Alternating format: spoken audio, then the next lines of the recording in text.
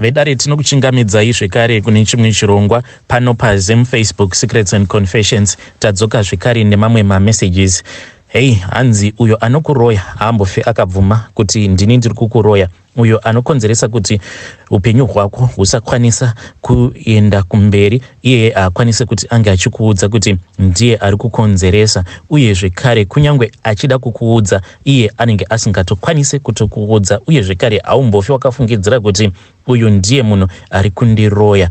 Ndo zvandakaudzwa nevamwe mukoma vedu vasati vanditumidzira confession yavo. Hanzi makadi zvenyu mukoma Nashi, makadi zvenyu muri yeZimbabwe. I hope kuti pamuchapostawo confession yangu ichabatsira avo vari kutambudzika, but inini manje handikwanise kuti ndinge ndichibatsira hama dzangu nekuti ndo mhiko dzacho idzodzo. Handikwanise kuti ndinge ndichiita zvinozoita kuti hama dzangu dzinge dzichizoyambuka. Saka ndinotongowanda nechechi, ndinobva ndati inini ndakabudirira nekuda kwekuti ndinonamata. Imimi hamukwanise kubudirira because hamusi kunyatsokunamata mumweya nemuzvokwadi. But chokwadi chiripo ndechekuti inini ndine rimwe banga iri ndere urombwa randakapiwa nababa vangu.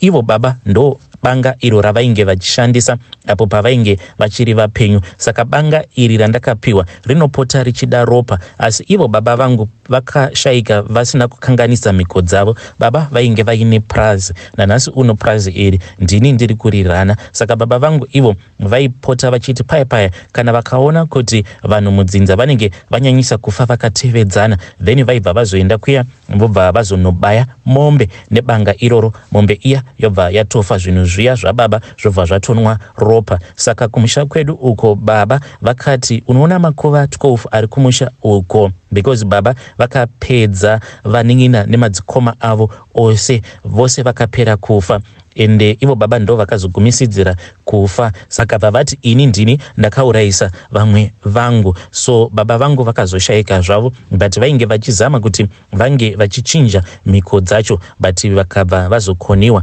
ndokubva vachizondipa banga riya. Saka banga iri ndagara naro pose apa ndanga ndichingoenda kuprazi ndobva ndanobaya mombe iya yobva yafa, then zvinhu zviya zvababa zvobva zvatonwa ropa zvandakasirwa nababa. But iko zvino zvimanje banga iri ndakati ndaenda kuprazi ndikabva ndatobaya mombe, but ndakazoti ndichizodzoka kuHarare ndokubva ndazoona vakomana masoja angu akatondimirira pagate. Masoja zvikwambo zvandakasirwa nababa zvikabva zvati zvine nzara. Ndikabva ndati ko endaizve munge muchinonwa ropa, handiti ndiri kubva kuprazi here? Zvikabva zvati kwete, hatikwanise kuti tinge tichienda kunonwa ropa remombe nekuti ropa remombe rava kuti svota isu. Hey, vedare ndo message iyo yandakatumidzirwa yekutanga ichibva kuna mukoma vedu. Vakabva vatumidzira zvekare imwe message vakabva vati zvino vakomana ava ivo vari kuti pava kuda ropa remunhu. Saka zvikwambo izvi pari zvino hazvisati zvandiudza kuti pane vehukama izvo zviri kuda kuti ndinge ndichizochekeresa ani, ende dzimwe mhiko zvekare idzo dzandakanzi ndinofanira kupota ndichidziita kuitira kuti ndinge ndichidzikamisa banga iri risazongobaya uyo warinenge richida. Mhiko dzacho ndedzekuti inini mukoma handiitire tsvina muchemba, ende ndinototi paya kana ndava kunzwa kuti ndikuda kuinoita tsvina ndinobva ndatopinda mumotikari, ndobva ndatombodhiraivha, ndobva ndapinda musango, ndinobva ndatora banga riya. Saka banga iri ndinobva ndazoriradzika pasi, ndobva ndazoitira tsvina pamusoro paro banga riya, ndobva ndachizoritora. Then kana ndaritora ndinofanira kuti ndinge ndichizotsvaka rukova, ndobva ndazoenda parwizi paya ndobva ndazorisuka banga riya. Ndo mhiko dzacho idzodzo dzandakanzi ndinofanira kuti ndinge ndichitevedzera mhiko idzodzo. Eyi vedare ndo message iyo yandakatumidzirwa ichibva kuna mukoma vedu avo. Please ngatizamei kuti tinge tichitaura navo mucomment section. Regedzai tibva taenda panyedu inotevera. Nyedu inotevera yakamira sekudai so. Hanzi makadi zvenyu mukoma Nashi, pandakauya kuno kuSouth Africa ndakabva ndazotanga kushanda pane rimwe prazi. Saka pandakazodzokera kumusha ndakabva ndazotorwa nevamwe bangukuru vangu vakabva vazondiudza kuti inini ndine shavi rehuvhimi. Ndokubva ndafara because shavi rehuvhimika zvinoreva kuti uri munhu anogona kutsvaka pfuma. Ndakafara ndokubva ndazogadzirwa, but ndakagadzirwa nabangukuru. This we did in secret. Saka saka vakabva vazoenda neni kune imwe n'anga. Tasvika ikweyo ndokubva ndazonzi ndaifanira kuti ndinge ndichizowedzerwa mashavi, saka ndakabva ndachizonzi shavi rehuvhimi rinofanira kuti ringe richizofambidzana neshavi rekuti rinozondirwira hondo dzangu kana kuri kuzonzi azosangana neavo vanenge vachida kundibira pfuma yangu. In short, mukoma, ipapo zvakaitika ndezvekuti ndakabva ndazotemererwa mangoromera. Zvino mangoromera awa akabva zvino mushonga uyewo wemangoromera wakabva wachizopanduka chava chikwambo. Manje chikwambo ichi chinorara nevanasikana vemumhuri zvekare nekubira vemumhuri mari. Ivo bankuru vakashayika mukoma. By the time pavakashayika zvinhu izvi zvainge zvisati zvapanduka, saka handizivi kuti ndodii. Ndakatombofamba ndiri ndoga ndikabva ndaudzwa neimwe n'anga kuti iwewe zvinhu zvako izvi ndo zviri kukonzeresa nyakanyaka yose iyi iri kuitika mudzinza. Saka handizivi kuti ndongobuda zvangu pachena here vedzinza vasati vandibata kuti inini ndakatoromba, but ndakatorombawo nemistake. Pari zvino ndine umwe mushonga uyo wandakazopiwa neumwe mudhara uyo anobva kuMalawi, naiyewo anoita zvekun'anga ari muno muSouth Africa. Saka ndakabva ndazoenda kwaari ndikabva ndati chandiunza pano sekuru ndechekuti inini ndiri kunzi ndine mishonga iyo yandakabata, saka mishonga iyi hanzi ndo yava kumuka ichienda ichinorara nehanzvadzi dzangu uye zvekare ichibira madzikoma nevaning'ina vangu mari, nekuti mumhuri mutori neproblem iyoyo kutoti munhu unokwanisa kutoti uine mari yako muwallet, mari iyoyo inobva yatongodisappear. Saka mukuzotya saka ndainge ndichitya kuti vanhu mukuzofamba kwavo vanokwanisa kuzobata inini. Saka ndinokumbirawo kuti vedare renyu vange vachindipawo maadvices. Vedare ndo message iyo yandakatumidzirwa ichibva kuna mukoma vedu. Please ngatizamei kuti tinge tichitaura navo mukoma vedu ava mucomment section neimi zvazvakangoma hazvo vedu we. Saka pane imwe nyaya iyo yandakatumidzirwa ichibva kuna vahanzvadzi vedu. Please ngatizamei kuti tinge tichiteerera nyaya yavo vahanzvadzi vedu ava mucomment section.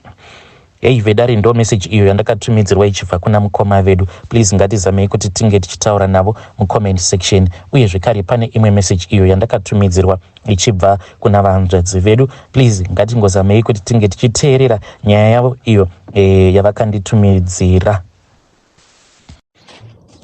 Makadini komanashi ndakumbira muzondipostera nyaya yangu makaviga chitupa changu. Ini ndiri musikana ndinongoti ndiri mukadzi ane 24 years dzekuberekwa. Nyaya yangu yakamira yakadai. Mukomanashi, I feel like Mwari wakandisema ini. I feel like Mwari wakandifuratira, wakandipira gotsi chairo. Wandipira gotsi achibhotora maheadphones achibhoisa munzeve zvokuti chero ndikachema zvinenge, chero ndikavadedza zvinenge hawakwanise kundinzwa. Ndaiwe mudikisa zvokuma 5-6 years. Baba wangu namai wangu vanetsana kudaro. Baba wangu akabva anditora bwaniendesa kumba kwamai wavo. Anchataura hangu zita kuitira kuti pamwe panozogona kuzoita munhu wekuti anozokwanisa kuzondisiya. Then nzvimbo. Then ndagara kudaro upenyu waisave nyore ndichigara namai wababa wangu. So I remember ndine rimwe day randakaenda kumvura. Ndaenda kumvura ndanochera mvura ndakudzoka ndakusvika kuma ndadotopinda pagedhi ndichibva ndadonhedza bhaketi pasi, mvura yese yenga ndatakura ichibva yaita sechibva yadonha. Kana ndizive zvakaitika ipapo handitozive, because ndine 5 years kauti 5 or 6 years kauti 4 handichanyasozive patime yacho because kave kare ndakaita like pane chinhu chandigara. Mukomanashi ndakatuka Mwari ndikati Mwari ndabva unochera mvura ndakusvika pano pamba, shuwa mondidonhedzesa mvura yananga ndakatsiga inini, shuwa mvura yandabva kunochera kure kwese kuchibhorani mondidonhedzesa. Ndakatuka Mwari ndikati Mwari Mwari murimbwa, nyoka chaiyo, nyamubobo. Zvekuti kana ndakazvifunga izvezvi kana ndakatanga unamata nongoti Mwari wanondinzwi, chero wangandinzwi ndakawatuka kudai so. Ndaive mudiki but mashoko iyayo ndinogara ndichimarimemba kuti ndakatuka Mwari kuti inyoka, nyamubobo chaiyo. Ndabva ipapo aina ndadzokera ndanochera mvura. So ndakabva ndazoti ndati gare pane wamwe tete wangu waiita like vanhu, hanzvadzi yababa wangu aita like vanorwara nepfungwa chichi. So ndakabata mwana wangu, ane kamwana kachichi, wakanditi ukadonhedza mwana wangu iyeye newe bvoita sebwadona, wasati kana watombopedza kudaro. Ndichibva ndadonhedza mwana we. First thing chandakaita kungoita sei, kungosiya mwana we nekumhanya ndichida kuti ndibude panze.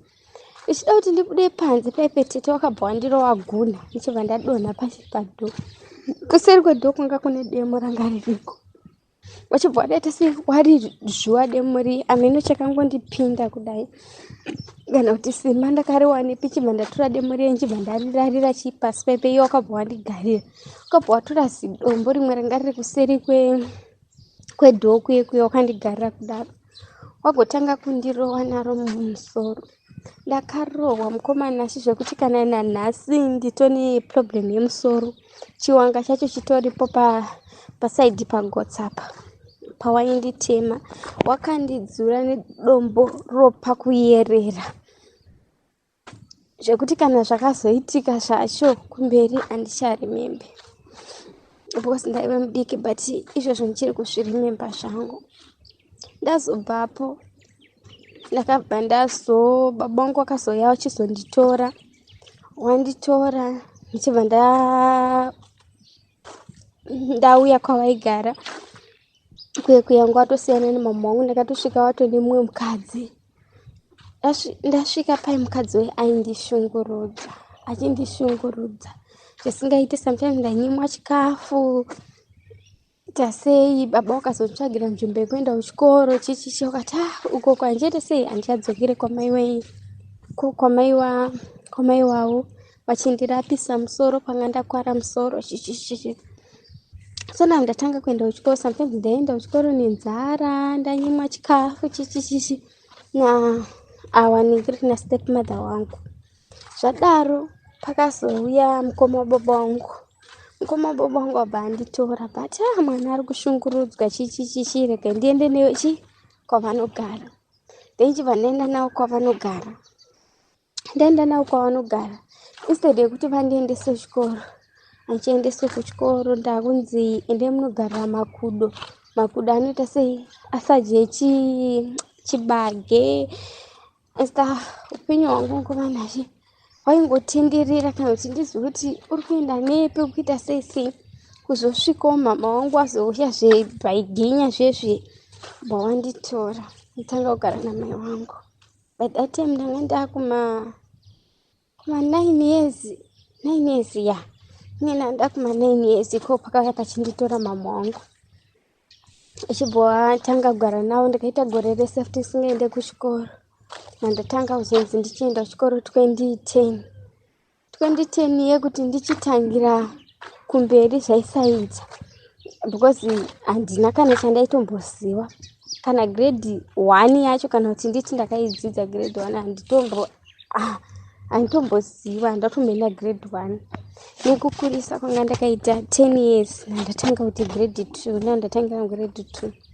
Apa pana kana chaitombozikanwa kunzi ndizive kuti ana A vanonyorwa sei, ana A B what ndanga ndisingazivi. Ndigodzidza pai ndigoti ndichiti grade 3 ndaive ne11 years, 4, 12 years, 5, 12, 13, 6, 14. Because I remember kuti ndakanyora grade 7 yangu ndine 16 years. 16 officially ngati ndakatoinyora grade 7 yacho because ndabva nanzi hapana mari yekuti uite sei uenderere mberi nechikoro. Kugona kwacho ndire munhu ndaingojoberedzerawo zvimwe, asi shungu nechikoro zvangu ndaive nazvo. Ikanzi there's no need yekuti unyore grade 7 ozoenda kufomu 1 wachemberere wakurisa kudai ndakachema mukomana tigotanga kusekwa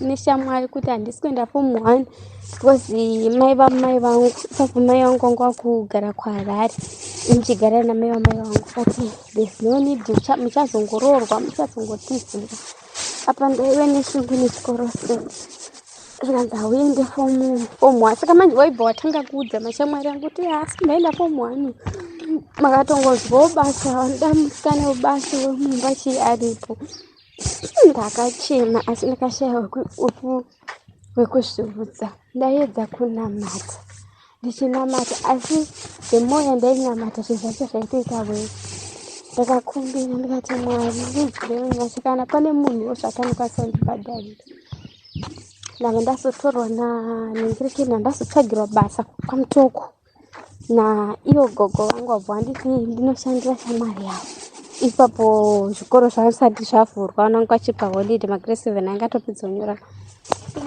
nandati plan sure regai ndiite sendiendawo basa sesi mari yangu ndichaita sei handichatambirani ndaita semunhu unozvibhadhara school fees mari yendatambira so ndikabva ndaudza ndati gogo sezvo mamuchiti hamuna chi mama havana mari imimi futi hazviiti chi kuti mundibhadhara mari yandatambira iregai ndichiita sei nditi zviendesa hangu chi fomu 1 ndikaita kunge ndazviparira mari ndichingoitambira wabva waitora yese kaitaitambira ndandanzimbotambira $50 50 years apa yaive mari sei patime yacho iyoyo 50 years yaive mari was 2016 ndaningirikina wabva wanditorera mari yacho yese kuda kuti nditi daiso ndakachema zvikanzi hauna fomu 1 kaunoenda basa racho ndariperi chibva watobva kubasa ndatobva kubasa kuenda kugara pamba nhina ndakuita mabasa ese pamba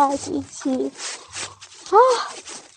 upenyu hwangu hwairwadza ndatanga kuchiita sei kuchizvitsvagira basa sipeto vasingazivi so pane pamwe pandakazoita sei pandakabva ndazonzwa basa then wakabva wazviziva gogo kuti ndozvandaita vakaenda vakandomutuka munhu uye anga abvumawo basa sikanzi mune abva atotora akatarisa ndotomboziva toti chi mwana anga asina kutaura chi kumba chi akatukwa zvekutukwa zviri mukadzi uyu anga ati anondida kubasa akatukirwa nambuya wangu zvikanzi hapana kubasa kwaunoenda unogara pano pamba isabu ndakashungurudzika mumwoyo mangu kutosvika ndazoudzawo imwe shamwariwo yangu yandaingotambawo nayo online tandakangoziva nawo munhingirikini because mama wakabva wazondipa foni then wandipa foni ndaasitomhona kana basa nelaini saka sekuru wangu wakabva wangoti chikana uchida laini reteleseo so ndabva ndazowirira nemwe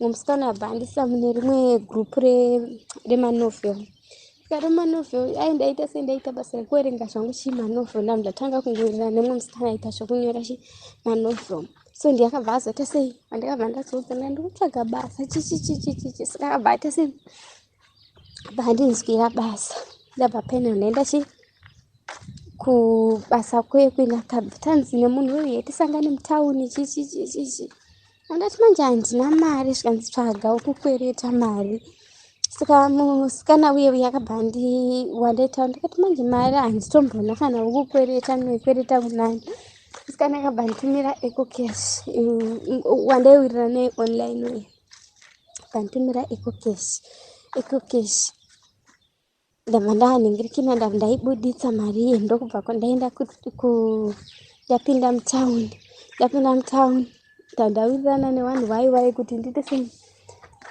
ndinoshanda pamba pavo chichichi pamba ndikaiteta zvekutiza kuti ndibve pamba ndiite sei ndiende kubasa kwe ndaenda nditanga kushanda kwanga kanaka kuti ndakatanga kushanda kwacho ikoko ende vaindibata zvakanaka handida hangu kunyepa kana musoro nandakutorogeswawo ndakutobviswa magodi ndai ndakatambira mari yangu first thing chandaita even mbuya wangu aisada kuti ndishande ndima ndavatengera grocery chichi ndaitofeya kusana ndisina kana mari zvekuti nhaiwe ko hembe chaidzo hembe hakutengi, unenge uchingotenga chikafu kana kutengera nagogo wako matenesi hembe, asi iwe uteye kuzvitengera usingazvitengeri. Toti ana gogo wangu ndowakaita sei? Gogo wangu ndowakandichengeta nasekuru wangu, so ndofanira kuita sei kuwasaka. Daisaka ndaigona sei. Mbuya wangu zvese izvo zvawaisazviona waitongokomplaina kuti chawaida imari, kutambidzwa mari mumaoko kuti iyi mariwo yenyu ndozvawaida. Noti kuwatengera zvimwe zvese zvinofirira uchitowatengera no thanks. Vaisagona kutenda mbuya wangu, amai wangu. Zvadaro amenotiwo mweya rudzi wakangobatawo. Ndabva ndaenda kuofu pai. Madhezi ndikogara tenchinozi uchaenda. Nyandanzi pane mumwe mukadzi ari kuda munhu wepati time 10 years per day. Mboenda ikoko. Ye mukadzi yabva anditi kana uchida kushanda for 3 days per week, madhezi aunenge usingaende 2 days uenda kushamwari yangu.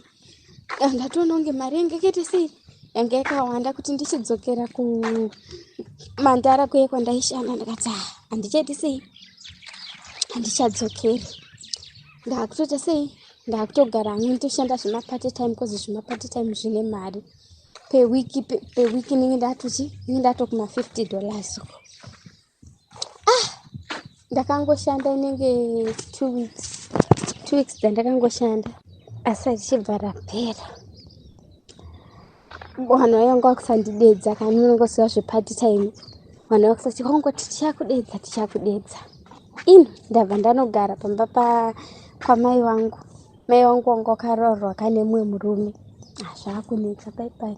Uye akangogara haasi kushanda pano, adi kuenda kumusha komana ashi ndakaramba. Ndabva kutanga kufunga nhamo yekumusha. Ndikati ndiende futi kumusha kana ndingambodi kuenda kumusha.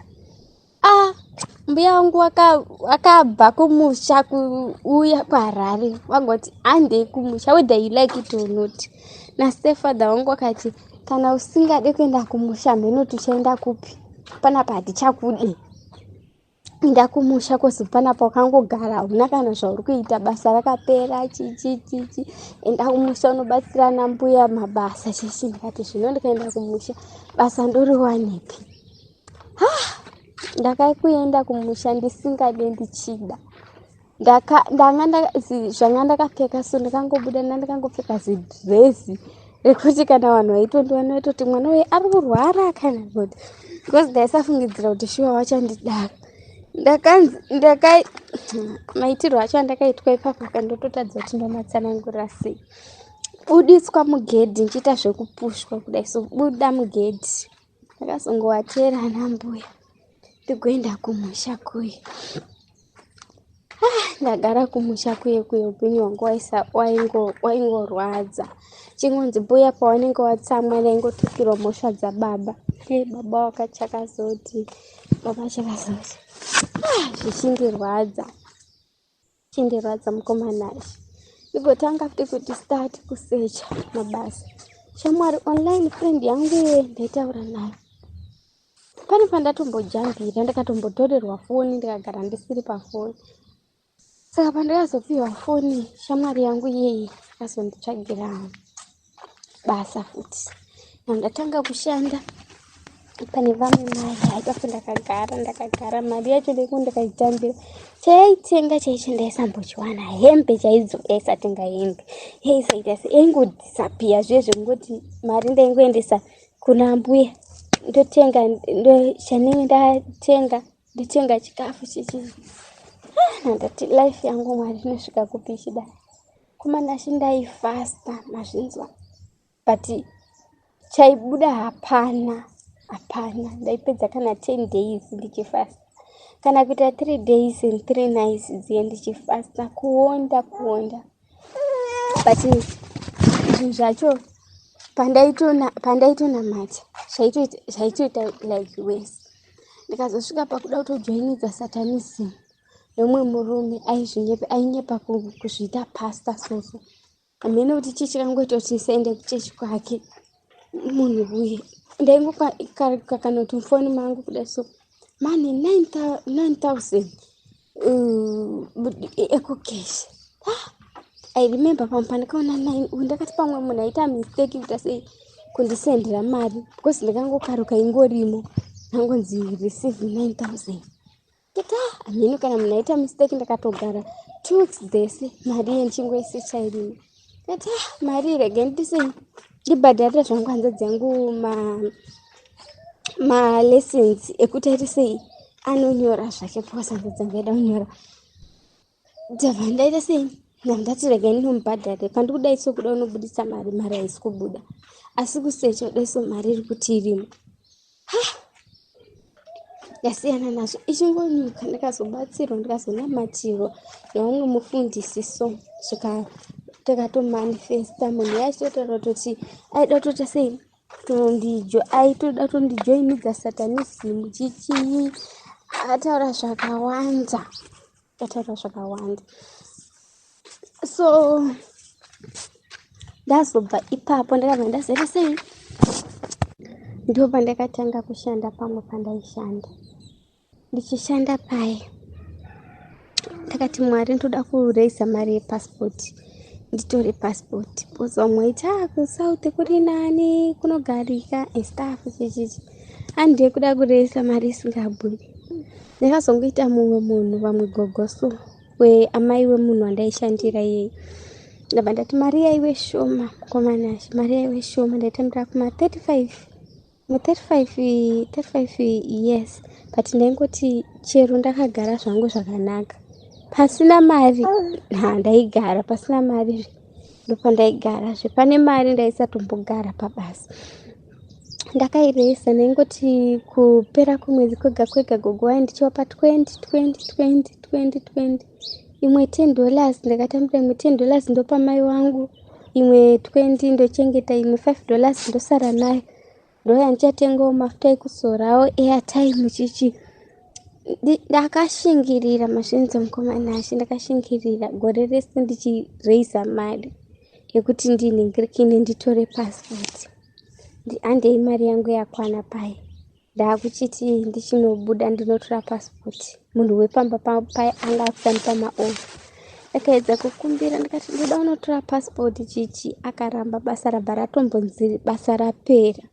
Ndatomboenda kumba kwedu takazonditeera zvake bazonditi dzoka kubasa chichi ndikandikano apply passport yangu haina kuita inozisi haina kunetsa kubuda ye120 ichibva yabuda passport yangu ndichibva ndagara. So ndabva ndatanga pane muna ndatanga kudeta mumwe mukomana so chideta mukomana uye zvazvingori because iye aigara kuno kusouth chichigara kuZimbabwe so ndingatongoiti yange itongori WhatsApp love because iye aiwe kure kuonana kwacho taisatomboonana zvekutodaro nemukomana uyu. So akazoti muna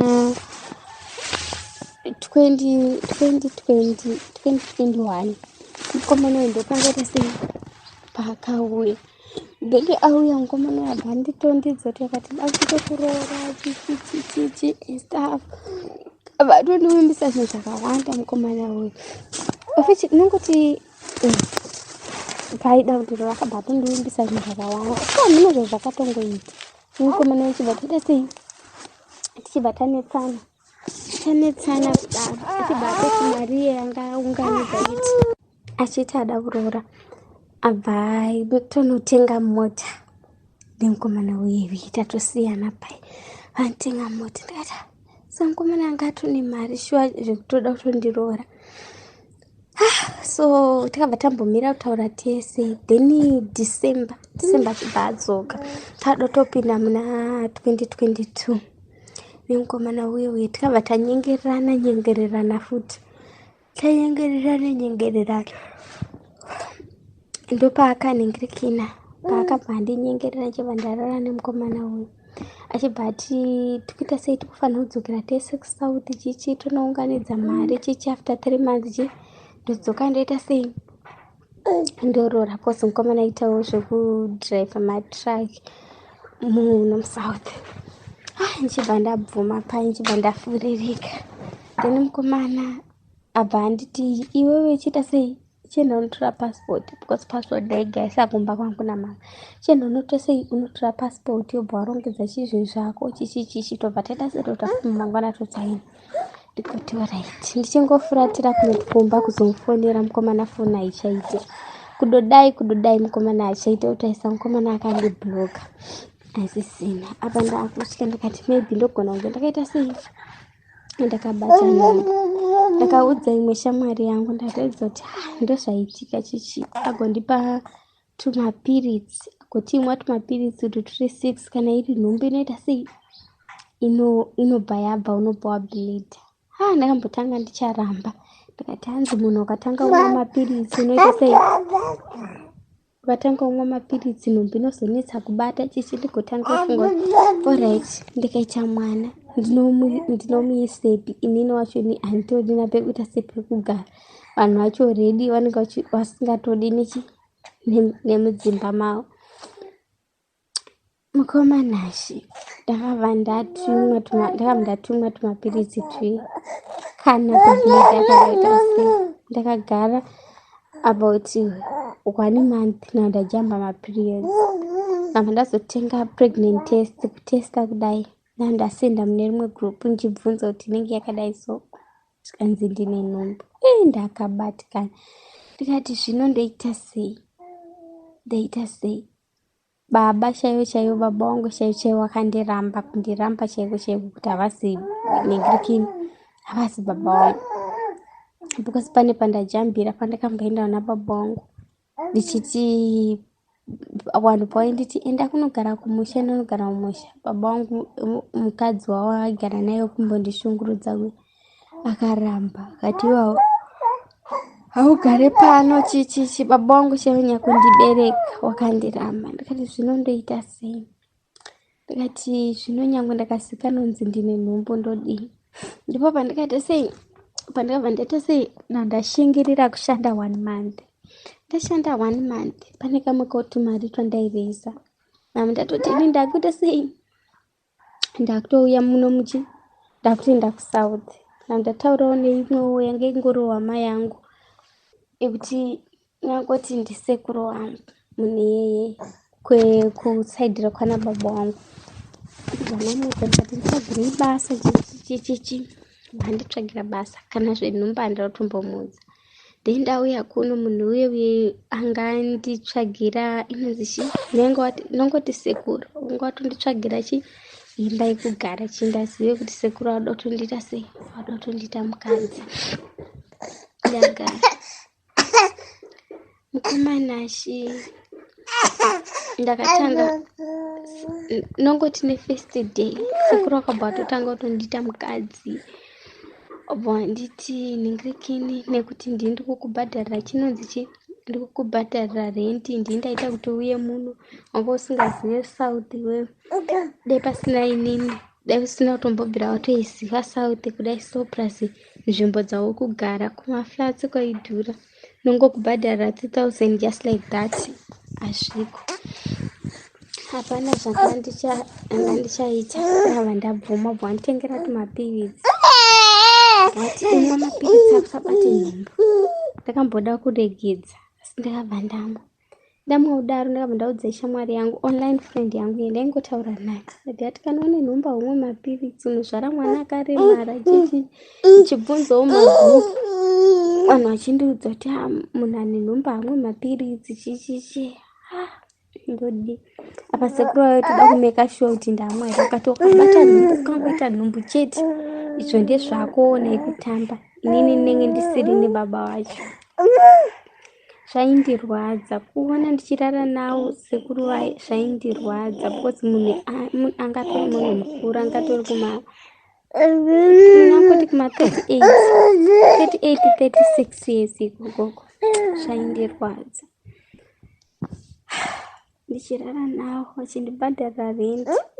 Sometimes ndaitoswera kana nenzara ndikaudzwa kuti ndine nzara handina chikafu chichi. Wanditi ningiriki saka inoda kuti ndiite sei. Buda famba uchitsvaga basa. Apa inini nhumbi yangu yange yama 3 months nhumbi yangu. Ndakutopinda 4 months. Nchibva ndatanga kutsvaga basa mukomanashi. Ndakatanga kutsvaga basa. Basa ndenge ari wani. Harichaiti apa iwe wakukomplaina kuti ndirambe ndichikubhadhara rent apa.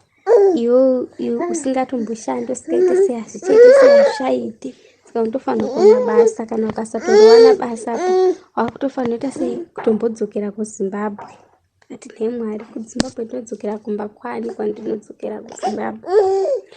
Unotambura seusina baba naamai. Unotambura seuri nherera mukomanashi. Ndigoshingirira ndigotanga kufamba ndichingotsvaga basa. Ndazosvika pamwe pandakaona basa rekuningirikina. Pane mumwe mukadzi apa tondozotosvika pane kumwe kuri kudiwa munhu wekuti unongoshanda musaloni uchiita zviro zvekuti vanhu vakagera musoro wakaruka musoro uchitsvaira chichi mahepisi tasesi apa kwainzi 77 ndofanira kupinda na7 ndobuda na7 ndava nanzi ndinenge ndichitambira 1.5 ndati ndinoda zvangu apa paimba yacho nga ndikatsvagirwa nasekuru avo yaitodedzera itove 3000 zvayo. Ndatanga kutsvaga imba ndigotanga kuti tsvaga imba ndaona tuimba tuye tusina window twiye wamwe ndaiona imwe dzemaketeni acho dzaitodedzera 1.2. Ndikati zvino even kuenda kulocation ndozokwira mari ndozokunogara kulocation zvakangofanana nekuita sei nekugara kuno kozi everyday ndichada transport. Ameno mwari maybe wakandinzwawo here ipapo chibva ndaona pane vamwe mai wakandidzoti imba yavo i1.1 asi agana window kanga rikadikitiki kamukoto. Ava ndati ndinoda zvangu kai ndatanga kugara paendezo ndetambira 1.1 pandakango sekuru waipa wakangozoti ndavana basa havana zembonazembobvira wandibhadhara rent nanda kuzvibhadhara ndega kutengera chikafu ndega.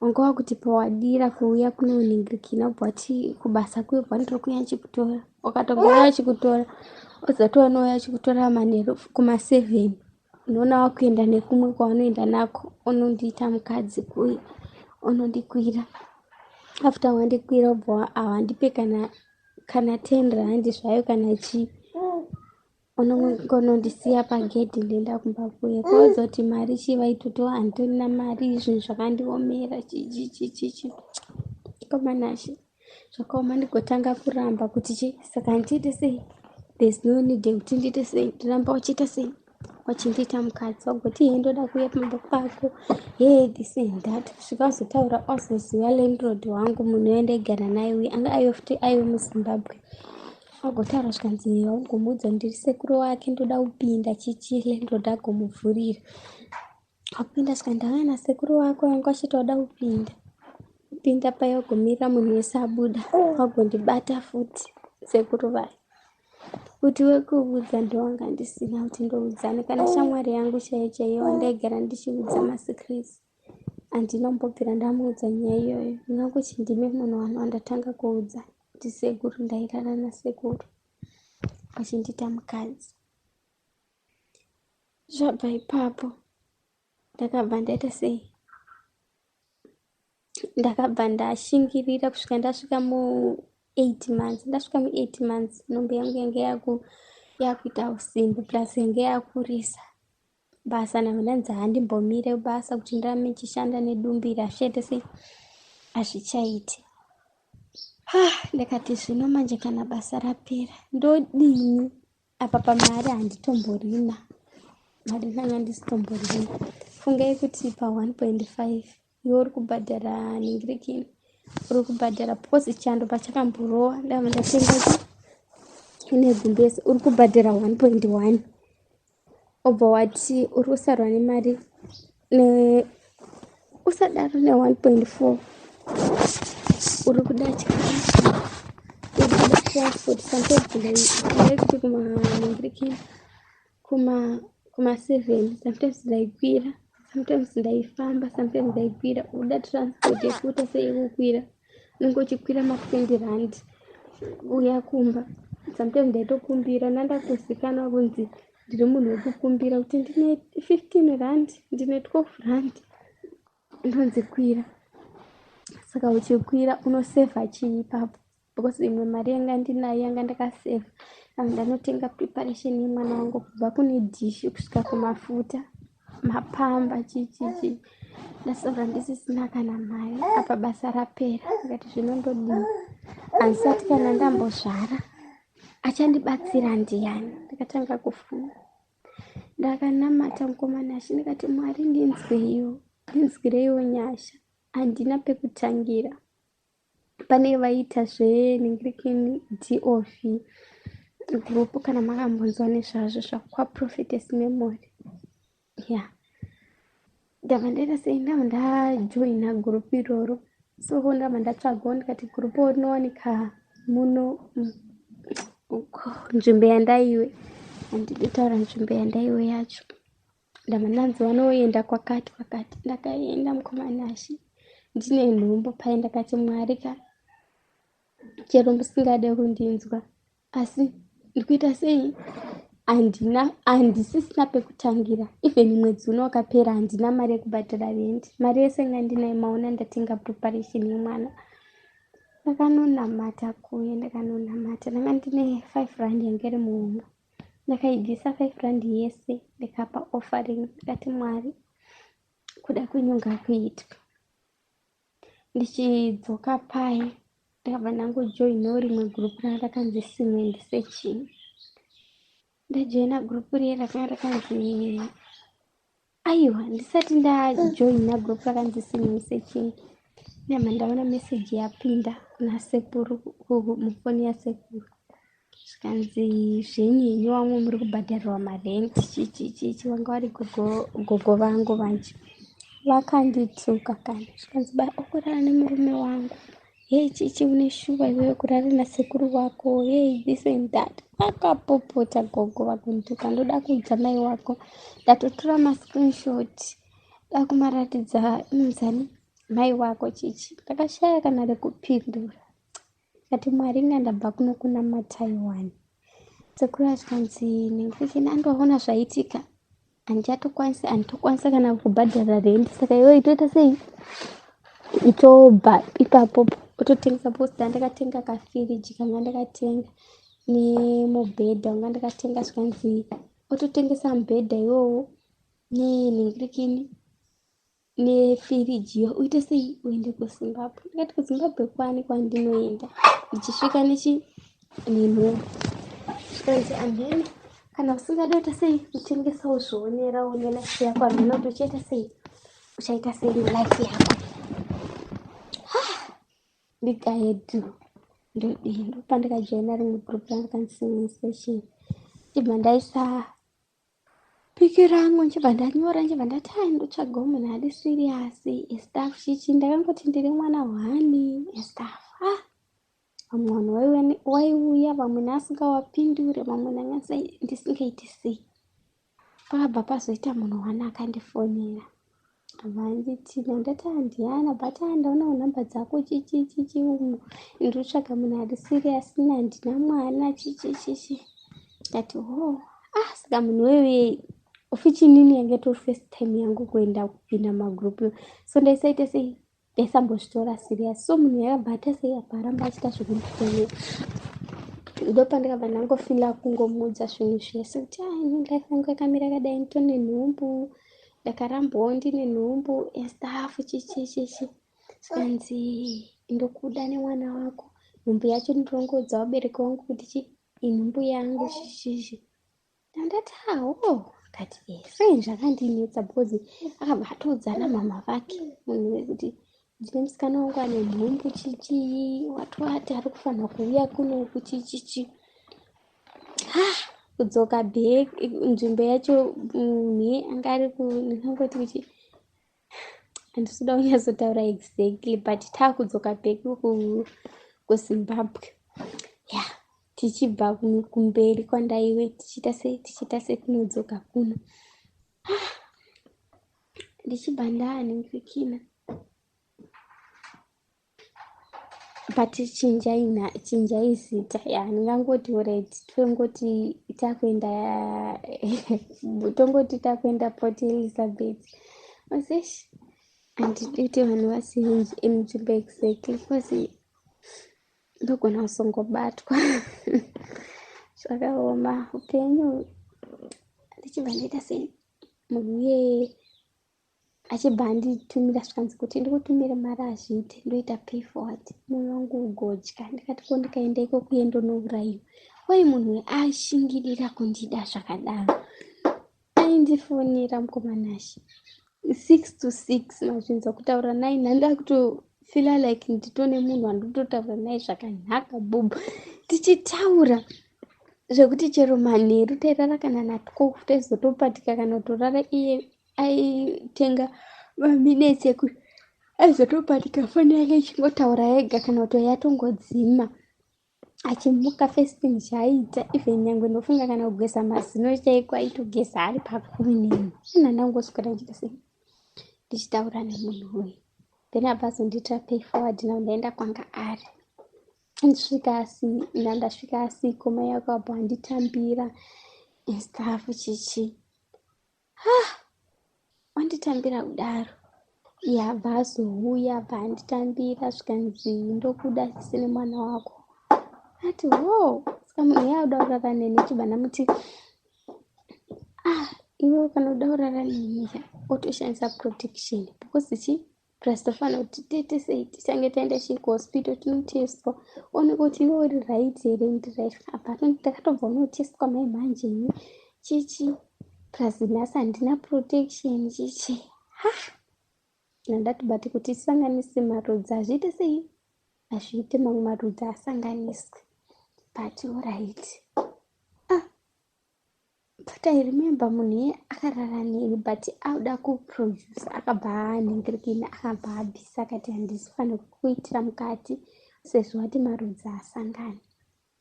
So tikabva tazogara tese aindida zvake kusvika ndatobatsirwa mwana wangu chichi ndabatsirwa mwana wangu abva anhingirikina. Ndakazongoti mwana wangu atone 3 months atone 3 months achibva ndazoti ndaida kuwacha bhegi rake rekubasa and kuti chichikangonditi vhura kudai sokona mune mapiritsi ndakastika mukomanashi ndikati mapiritsi aya mapiritsi ei kudai sokutaisa mapiritsi aichichichichi ndabva ndamubvunza zvikanzi mapiritsi anango mapiwa kliniki wati kunzi kudzivirira uyu aimati maprep iye zvika ndakamborara neumwe musikana wasi ndaisanzwisisa wandaisa trust isa zvadaro mandati kati saka chanderi kliniki tinotestwa tese aisada mukomana aisada mapiritsi andikati wai wanga wakamawika aisada undibudira pachena kusvika ndangonyarara bhozini zvekutotaura zvacho zvaitota sei zvaitondinetsa. Mukomana akabva atanga kundofunga anga nemwe musikana here waidanana naye musikana aimisa pamastatus ndo aitwa ororoti varora manyama odiko musikana aimuposta kana panzi saka vanhu vaipomubvunza tikanzi kuti wakarora ndiye here mukadzi wacho wawakarora here chichichi kati kana nomborora mukadzi wandakarora inhau kutongoti atongo nemwana wangu angozvara ubvaita sei ubva atongoenda zvake akati ini hezvo saka uyu anoda mwana wangu asini nhandidi saka ndaita question mark kuti why is it iye anoda mwana wangu stereki inini asingati sei asingandidi. Komana iye musikana aitumirwa mari mukomanashi ndigozomubvunza ndigozotonetsana nemusikana uyu ndanetsana nemusikana uyu akandituka mukomana agondirowa akati watukirei musikana uyu handina kukudza here usati wauya pano kuti uda kuita barika tikati wakandudza rini bope kuti uda kuita barika ndakakuudza asi hauvhure nzeve dzako panenge nchitaura handigari nemukadzi wani ndinenge chida kuti mukadzi uyu kana akaneta nhasi ndinonokwirana nemumwe mukadzi kana uyu akaneta ndonokwirana neuyu handidi kuita zvekuita kunyengerera mukadzi. Ndakabatikana mukomanashi ndakati munhu anomwa mapiritsi ndiye munhu anondidaro inini shuwa. Munhu anomwa ndigomudze mukadzi wako iye anoziva kuti unomwa mapiritsi zvikanzi anongovudzwa kunzi ndinomwa asi kumwa mapiritsi kunoshamisira. Sikana ndatanga kuramba kuita sekurarana aita zvokundifosa mukomanashi opfeka protector orara neni mumwe musi protector rikadembuka kosaita zvokundifoseredza kurara neni dembuka sendikazoenda kwadhoku ndikanoteswa ndoonekwa ndisina chirwere. Thank God kwekuenda kwekuti nditizire ndokusina. Ndabva kuno uko kwandakabva uko ndakatotora tunhu twangu twese ndanga ndinato ndakatotengesa firiji yangu ndikatotengesa tumwe twacho twanga ndinato. Zvino ndodzokera kupi? Anga akundibata rafu mukomanashi paangodira kundirowa kundifendesa otora kana bhaketi remvura ondidira ndiri apo. Nomuti ndoda kubuda onditorera mwana wangu panzikana uchienda siya mwana uyu because mwana uyu ndewangu nekuti ndini dai pasina ini dai usina mwana uyu. Ainditreata rafu mukomana wacho. Ndigogara naye kusvika ndazomudza kuti iwe why is it unoda mwana wangu kudarika inini. Kuti ndishande chaiko ndiite mapart time hadi kuti ndiite sehadi nditize ndotiza ndichiendepo. Ndo confession yangu mukomanashi.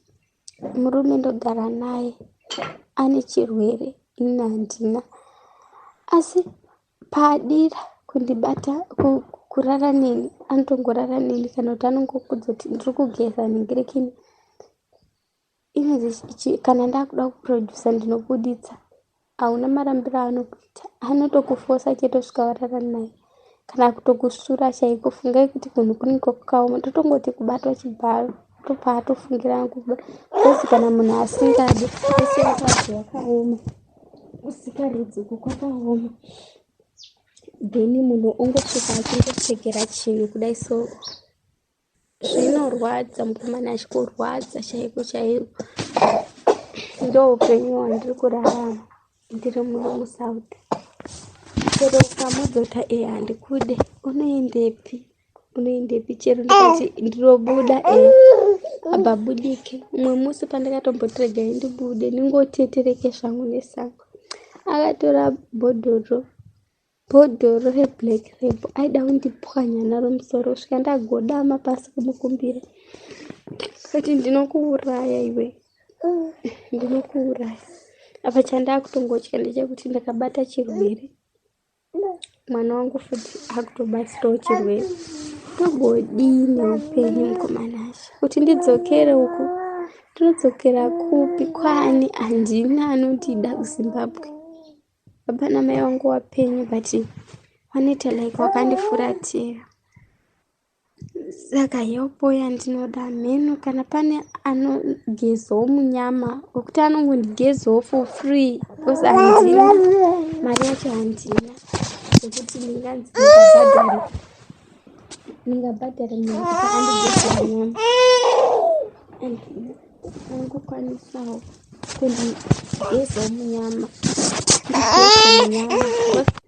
kugezwa munyama mukomanashi kuti chiro chandinobata chioneke now handinawo chandinoto ichi ndechangu ichi chandinobatawo nemaoko chaicho hachioni. Handidi mwana wangu arime upenyu sehwandakararama. Upenyu hwandakararama unorwadza. Kurambwa nababoka kubereka chaiko. Kufuratirwa nevabereki kutambura kurarama senherera baba namai varipo. Kushayawo munhu anokuendesawo kuchikoro. Upenyu hwangu unorwadza. Pedzepo ungomitiswa munhu wokurambi okutiza. Upenyu hwacho unorwadza. So kana pane akanokwanisa kundigezawo munyama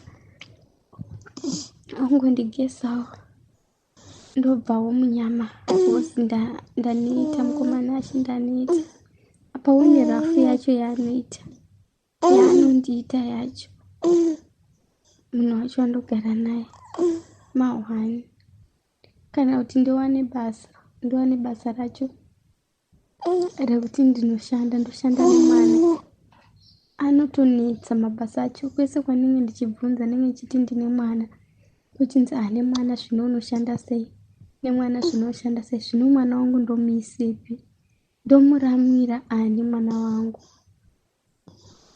kana uchato ndakaonawo basa rekuti ndokwanisa kushanda nemwana wangu zviri nani ndotiza neupenyu hwangu before it's too late because munhu wacho sometimes unogona kungomuka akakuuraya because I remember paida kundirowa nebhodhoro pacho maitiro acho aitoita kati ndokuuraya ndapedza kuuraya handibatwa nemapurisa ndinotiza